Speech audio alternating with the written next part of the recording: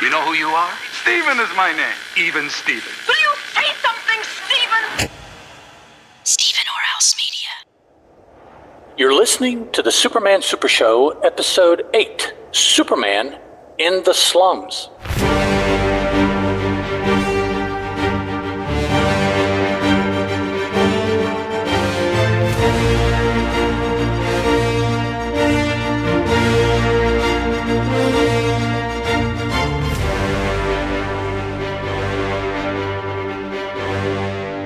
Hello, and welcome to an all-new episode of the Superman Super Show. I'm a host. My name is Ed Moore. Actually, it was on the second line of the script, and it threw me. Threw you off. Yeah, okay. So, my name is Ed Moore, and 1,000 miles over there to my left is another host, Steeven.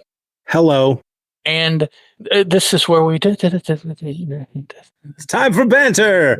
Yeah, we got a lot of that out right before we started recording this episode. I mean, we really did. Good stuff there that we let slip by us. So I can probably use this opportunity now since I neglected to do it in episode 7. If those of you who maybe watch the episode videos over on YouTube may have discovered by now, I'm not doing those anymore. It takes up a lot of my time, and I mean, these live streams, they're still there. You're getting all the same thing, just without all the bells and whistles. And if you really want to watch what the podcast, while it was good, you can listen to the podcast and you can come over here and find the segment of the live recording and watch it. And, hell, if you want, you can, you can even sync them up and, you can listen to the podcast and mute no, it won't. Okay. No, it doesn't work. There's too much choppy there. Yeah, I cut out a lot. There's there's a lot of, especially when my dog starts barking and I have to mute the mic. That's the good stuff, and we don't get to hear you yell at him and cuss. And No, poor dog. I don't get to say, "Damn shame what he did to that dog." He was a mean dog. Yeah. So I do. Yeah. That could be interesting for folks to do, if you want to listen to the episode and then go back and watch and see and go, man, he cut out a lot of stuff in that. That's why I think this it can be a lot more fun, because you really are getting a lot of stuff in these videos that you don't get in the episode. Matter of fact, we do a lot of talking before we start recording. We do a lot of talking between episodes when we're not recording, and it's all in the video. And you don't have to be here live to catch it all, because the nice thing about these live streams is they stay on the YouTube channel. So would that make what we're doing now turn out to be the ore cut? Yes. See, that's how it should be packaged. Yep. This is the ore cut, if you want to. Yeah, you can imagine them all in a square shape, black and white, if you want to. Right. But they're audio, so yeah. All right. So today, as opposed to yesterday or tomorrow, which is when we're recording all the other episodes tonight, today we're looking at Superman in the Slums, which appeared in Action Comics number 8. Now, this comes to us written by Jerry Siegel, penciled by Joe Shuster, inked by Joe Shuster, and probably Paul Loretta. Not too sure of that, but there are indications that it was. Lettered by Paul Loretta and edited by Vincent Sullivan. Now, Action Comics number 8 was published by DC Comics and has a cover date of January 1939. So what is that, Steeven? That's 80, 90, 80, 83 years ago. Is that right? 93. I'm not doing math. I'm 80, yeah, sorry. I've lost a lot of sleep. I'm not doing math. Okay, yeah, fair enough. Okay, in our story, here's what happened. At a session of juvenile court, Clark Kent watches the judge sentence Frankie Morello to 2 years in the boys' reformatory. He hears the members of Frankie's gang whispering to themselves that Gimpy is responsible. Soon, Superman finds them ready to confront Gimpy and eavesdrops as Gimpy promises the boys plenty of money if they will perform one more robbery. When they leave, he calls the police in order to get them all arrested, but is interrupted by Superman. He tells Gimpy that he's got 1 hour to leave town or he'll have trouble. Get out of here, as we found last story. Get with the thumb. Get out. Yeah. Superman then heads over to where the boys are performing robberies and intervenes to prevent each of them from getting arrested. He takes them all to their tenement and tells them how Gimpy double-crossed them. But Superman is unaware that Gimpy's hiding in the shadows listening and has decided to shoot the boys. However, Superman is able to get in the way of the bullet. He grabs Gimpy and throws him into the river. One of the boys, Nick, takes this opportunity to hit Superman in the head with a wrench. Unharmed, Superman grabs the 4 boys and jumps up to a telephone wire where he threatens to drop them. When he returns them to the ground, he discovers that his feats of strength have changed their opinion of him. They agree to start being clean and honest. Superman decides that the reason the boys turned out like they did is because of the slums they live in. He reads a story about a cyclone in Florida that destroyed a bunch of houses. Apparently, the government plans to replace them with modern housing. He tells the boys to tell everyone in their neighborhood to vacate their houses with all of their valuables. He breaks down all the houses in the slum area. National Guard troops arrive on the scene and start shooting at Superman. He jumps several city blocks away in order to elude them, but then gets them to send, eluding them gets them to send bomber planes after him. All of this accelerates the demolition and wreckage of the tenements. During the next weeks, the wreckage is cleared. Emergency squads commence erecting huge apartment projects, and the slums are replaced by new, low-rent housing. Superman is meanwhile officially a wanted fugitive, although secretly admired by Chief Burke and many cops. Wow. So, Steeven, what did you think of that one?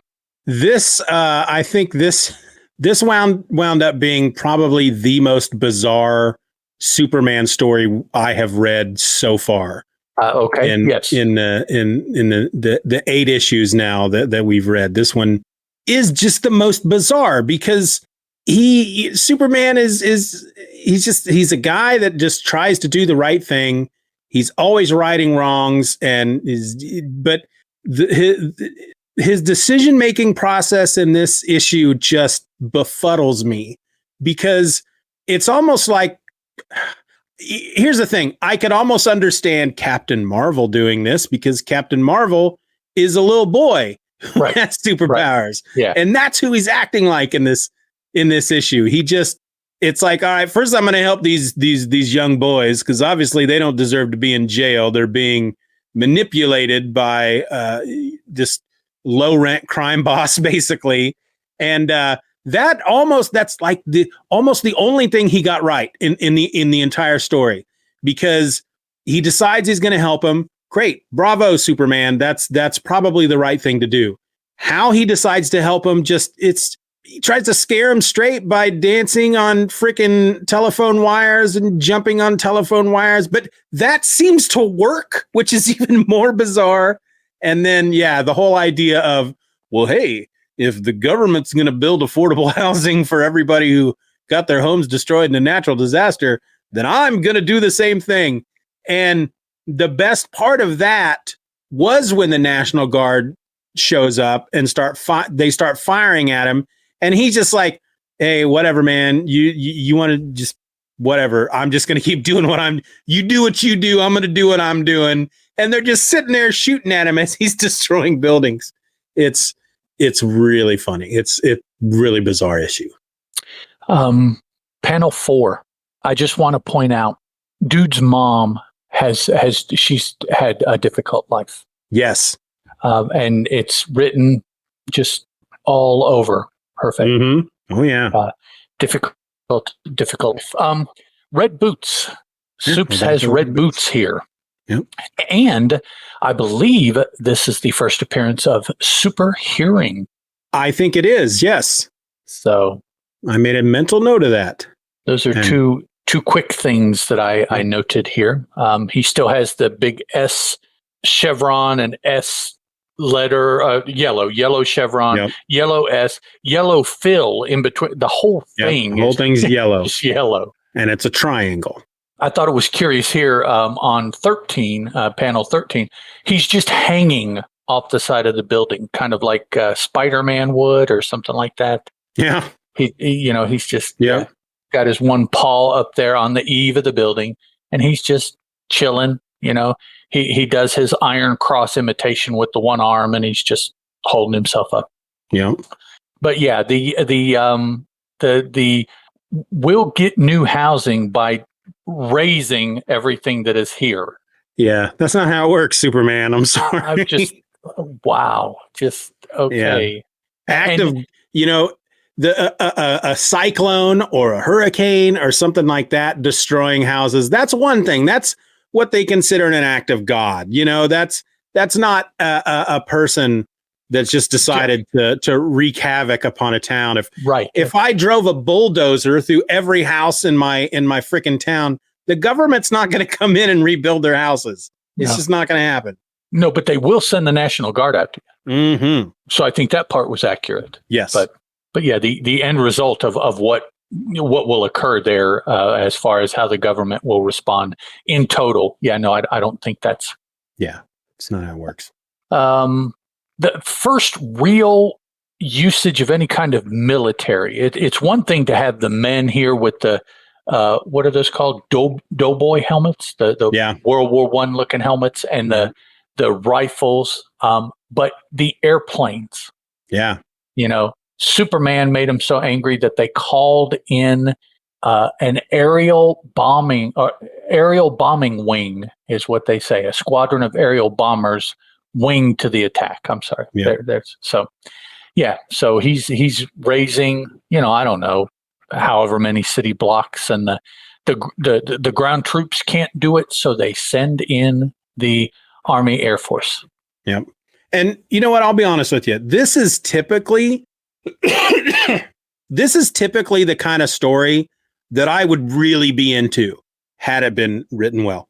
Because when you have a superhero or your main character who is the whole idea is that they're doing the right thing. They're doing something that seems, as far as society is concerned, it's bad, but he's doing it for all the right reasons. And because of that, the government is turned against him and the military is after him and they're trying to bomb him with an airplane. And that's the kind of story I'd be like, oh my God, look at what Superman's doing. And he's got to fight back and all this stuff. And I'd be totally into it. But for the reason why this is happening, it's like, no, you made the wrong choice this time, Superman. You came into this with all the right reasons and then made all the wrong choices on how to fix those.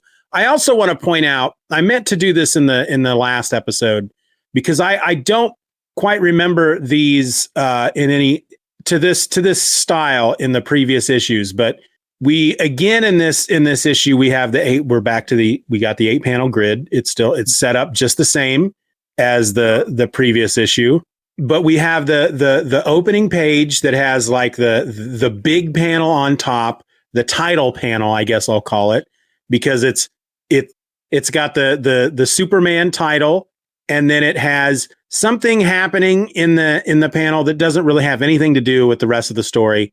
But then there's this description box that kind of says the same thing that the box said in the previous issue. They just say it a little differently. And it's like, I'm really interested now to see how many times they can do this differently in each episode or in each issue. So like this one says, leaping over towering buildings, rending steel in his bare hands, lifting incredible weights high overhead, impervious to bullets because of his invulnerability. Yeah, it's not invulnerability. It's unvulnerable. God, I can't even read that very well. Unvulnerability, tough skin, racing at a speed hitherto unwitnessed by mortal eyes. These are the miraculous feats of strength which assist Superman in his one-man battle against the forces of evil and oppression. So, I think for most of us who grew up with Superman, we're kind of used to that. Faster than a speeding bullet, more powerful than a locomotive, able to leap tall buildings at a single bound. This is like, feels like that's where that kind of started. because they're saying the same thing. They're just being a little bit more long-winded about it before somebody finally came along and said, look, we can say this, we can compress this just a little bit more and get to the point a little faster. We can be more succinct. Yeah, exactly. Mr. Bendis, we can, yes. Sorry. That's a decompressed panel right there. We can do that in fewer words.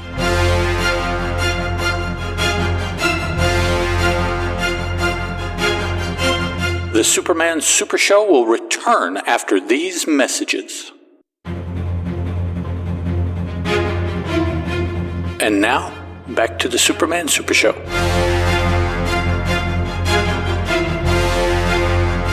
And these are all things we've actually seen him do. Yes. Yep. So it's not like they're using anything flowery to give you images of whatever, how strong or fast or whatever Superman is. No, these are all actual things so far that we have seen him do, and they're just like listing them. His powers are something he's done, something he's done, something he's done. So yeah, it's like the new reader panel. That's what that is. Yeah, absolutely. They don't retell his origin, but they're basically letting you know just in that one panel, this is the guy you're reading about. This is what he can do here. And now here we go. I also wanted to point out, I don't know if you caught this, but look at panel number 26. Where Superman is pulling the phone out of the wall, where 6, okay, Gimpy is trying to call the police. There are a couple of panels. 17 is the same. He looks very much like Michael Richards, okay, Kramer from Seinfeld, right? But if you've ever seen either movie, UHF, the Weird Al Yankovic movie. Mm-hmm. Michael Richards plays a janitor in that, and that, I mean, if I didn't know that this story was written and drawn years before probably Michael Richards was even born, I would say that they were using him as a reference for that panel, that side view, that profile of this guy, because I swear to God, if you go out and watch certain scenes in UHF, you're going to see that, and you're going to be like, holy crap, that looks exactly like Michael Richards. I couldn't help but notice that. And you'll also see it a little bit in Transylvania 65000, where he plays, I think, a groundskeeper or a butler or something in that movie. But yeah, I had to point that out, because anybody who has probably watched UHF as many times as I have, if you look at that panel, I'm sure you'll agree with me. Here also, starting right about here, he's being rather physical with Gimpy. He shoves him away by the face here. Yeah. He punches him, slamming him against a wall across the room. Yep. He hits him so hard. Then he grabs him up by the collar and dumps him in a bucket of tar. Yeah. Where are they? They're just inside. Why this dude has an open bucket of or a barrel, an open barrel of tar in his place? I'm not sure. Yeah, I mean, he runs a junk shop. Not sure what a barrel of tar has to do with running a junk shop. Yeah, I don't know. Yeah. We'd have to travel back to the 1940s and see, if they had those. And that very next panel, 33, of Superman running from, with the town in the background, it just that looks very funny. Mm-hmm. Yeah, it's shot of him running. Yeah, the drawing of him in the act of running. Yeah, the angle and everything. And it looks kind of off. It looks kind of uncoordinated. That is a panel, and there has been a couple panels here and there in some of these stories, even in the last issue that was penciled by Wayne Boring, where I can totally see Mike Allred, his influences, how a lot of this stuff influenced the way Mike Allred draws and creates comics, because that almost, to a certain extent, that panel feels like a Mike Allred panel. And there are certain panels that I noticed in the last issue, and I didn't bring it up, that the facial expressions of people, which it's just very, you can really see that he was heavily inspired by this era. So you think that means he probably has read these stories? Oh yeah. I think I'm fairly certain he's a big Superman fan. Okay. They did a Madman Superman crossover, and then he's got a Superman book miniseries coming up. So okay. The very next page, the panel of him with I can't remember this kid's name, box ears, with box ears under his arm as he's running. That's a pretty funny panel. He carries him for a number of panels, and then and he just, I mean, there's 4 of these kids that he's rescuing, and that's what he does. He saves one and tucks him under his arm, and saves the next and tucks him under the other arm, and then saves the third and does the same. And it's like, there is a panel later on. Let's see, where 52, where he's got 2 kids under one arm and 2 kids under the other, and he's running, from right stage to left stage on the panel, and it's like, it's just panel 73 is just it's a front facing shot of him holding all 4 of them, and it's just like their little faces, little circles out with the faces drawn on them. Yeah, it's just great. He's carrying around 4 circles with smiley faces on them. Yeah. And thank God in this case for some of this narration, because a couple of those panels where he's on the telephone wires there, panel 72, for example, I would have no idea what he's doing. What was it? It's like, because he's flipping around and stuff, and I'm like, what is he doing in that panel? And that he obviously Superman has some very strange ideas when it comes to torture. Well, the second issue in a row that he's tortured somebody, he's torturing people, and the way he does it. Oh, and then if you notice, what is that panel? It's the previous page. I can't make out these. It might be 64. He's got another human javelin. Oh yeah, getting ready to throw him in the river. The second time he's used that particular technique. Yeah. I wonder, nowadays they draw on the artist. The original is what, 11 by 17, right? And then they shrink it to comic book page size. I wonder what the practice was here. Yeah, because it's like the smaller the smaller the figure, I wonder how big that page started out when you lose a lot of detail. Yeah. So I'm like, I hope that this size that we're seeing isn't the size they had to draw these. Yeah. Because, a lot of times that's pretty impressive, but it also means, like I said, that there are times that you just lose a lot of detail. Yeah, it would make a lot of sense as far as some of the detailing on a lot of the faces in these books. If the pages were starting out already small, it would make a lot of sense. The whole style of art for that time would make a lot more sense. I mean, even if they started at 8.5 by 11 and shrunk it down, Yeah. But I don't know. I've never studied anything about the newspaper work enough to know how big they start those pictures. All the classic guys with the classic strips and all that. How that technique is done. I have no idea. So I have a favorite panel in this one, and then a favorite sequence. Okay. My favorite panel is, let's see here. Some of these panel numbers aren't as easy to find. Yeah, they don't work as well as previous issues. Matter of fact, I think this page I'm looking at doesn't have panel numbers at all. So it's now I'm not seeing any panel numbers here. It's the panel where the the National Guardsmen confront Superman and they tell him to stop or we'll shoot. And Superman's response is, shoot if you must, but after you've had your fun, go away before I get annoyed. Okay. Yeah. I find that very funny. That's my favorite panel. And then my favorite sequence comes before that. It's actually what leads to the panel 64 where he throws the guy in the river.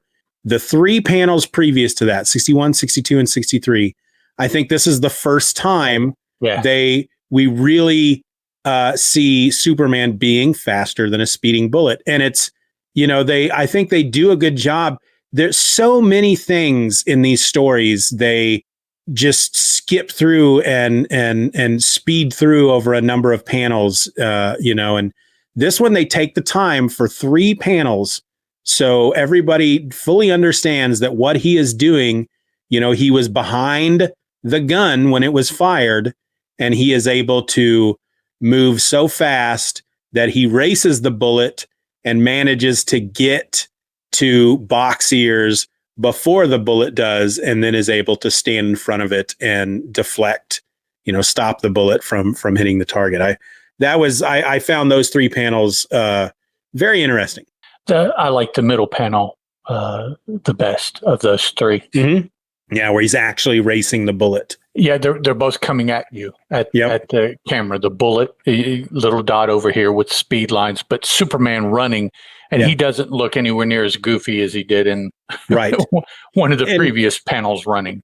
And taken on its own, if you just looked at that panel all by itself without any narration, you might, I don't understand exactly what's going on there. He's running. There's a cloud chasing him. I don't know. But once you realize what it is, it's like, wow, that's actually very well done, because, for what it is, he's literally racing a bullet. And there it is there next to him with the puff of smoke behind it and the motion lines. It's a very nice panel. Yep. Makes you, it would be cool to ask the artist, is this truly what you envisioned? Or if this is as close as you could get, let's transport them to now. Now draw this panel with the kind of tools we have. What is in your head when you're doing this, now with our tools? Be interested to see if everything that they wanted to do was actually what was on here or not. Yeah. And then, of course, the story turns out just the way Superman was hoping it would turn out. The government builds the huge apartment blocks with splendid housing conditions. The police chief tells Clark that, of course, we have to apprehend Superman. Off the record, I think he did a great job. I agree with everything he did, but of course, he's public enemy number 1. Yep. Superman was ultimately responsible for the construction of Cabrini Green. And that's kind of a deeper cut for those of you in the not in the Chicago area. Feel free to look that up. I'm not even sure if Cabrini Green exists anymore, if it's been torn down. But I lived in Chicago, and it had a notorious history. Yeah. Well, Chicago, man. I've only been there twice in my life. Yeah. 7 years. The first 7 on the planet I was in Chicago. Both times I went were for the convention. Comic book? C2E2? Okay. No, this was before C2E2. This was the Chicago comic, but yeah. Okay. Yeah. Okay. So anything else you want to point out? Well, we get another, the very last panel, we get another exercise so that kids can basically learn superpowers. And this is to acquire supervision, super strength, supervision. And you just basically have to first glance at a distant object, then glance at a close object, and then repeat that. And if you do that a few minutes every day, soon you'll be able to peer more distantly than any of your friends. I don't know if that's based in any science. Yeah, that sounds kind of specious to me. Right. I'm not sure if I'd be willing to go along with that one or not. Yeah. But that's and then of course the kid apparently by doing this you lose all your hair, because he goes from a full head of hair to just a strip of hair going on. I'm not sure why. Yeah, why you're willing to give up one for the other? I guess I don't know. And also, one last thing, since we're looking at this page, the third and fourth panel on this page, the looking down at the top of Superman where the bombs are falling, and then you see the ruins of the slums afterwards. Looking at those two panels, and then thinking of the art that we got in the previous issue, there is, when it comes to the people, not a huge difference between Joe Shuster and Wayne Boring. I think they're both very skilled at drawing people. When it comes to backgrounds, Joe Shuster doesn't really quite have the chops of a Wayne Boring. I don't think, not like this. No. Yeah. And I don't know. I've never really looked up. I probably should. What Wayne Boring was doing before now. Illustrated for something, or what his career was. And that's all I got to say about this one. All right. Then we do want to thank everyone for listening to this episode of the Superman Super Show. If you want to drop us a line, you can do that at the Superman Super Show at gmail.com. This will be linked in the show notes as well.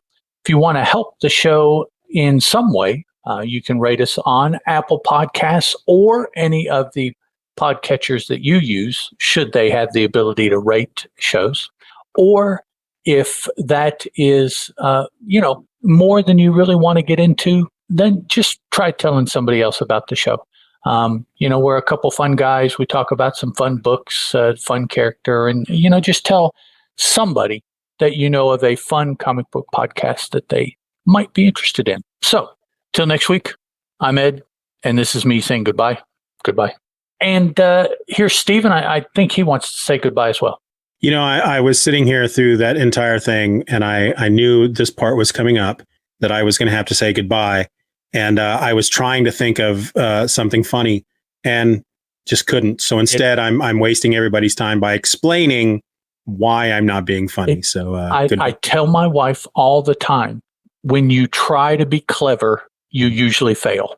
Yeah, it's just that, top of the head kind of thing that is clever. Otherwise, if you push it, it doesn't work. So just don't. Tried the same thing in the opening and just came out as hello. That's yep. Nothing came to mind, so I'll just leave that laying there, and we'll pick it up next time. Yeah. So I'll say goodbye. All right. Talk to you guys later. Ciao.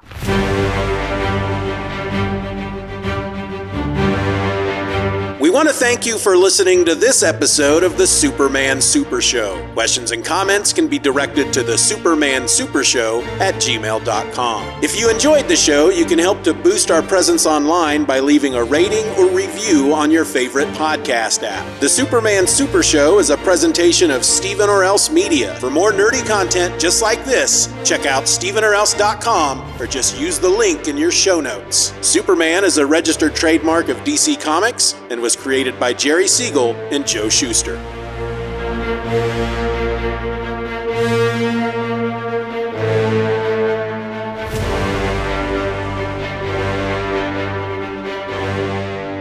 Superman is a copyrighted feature appearing in Action Comics magazine. Superman's bad. He was bad.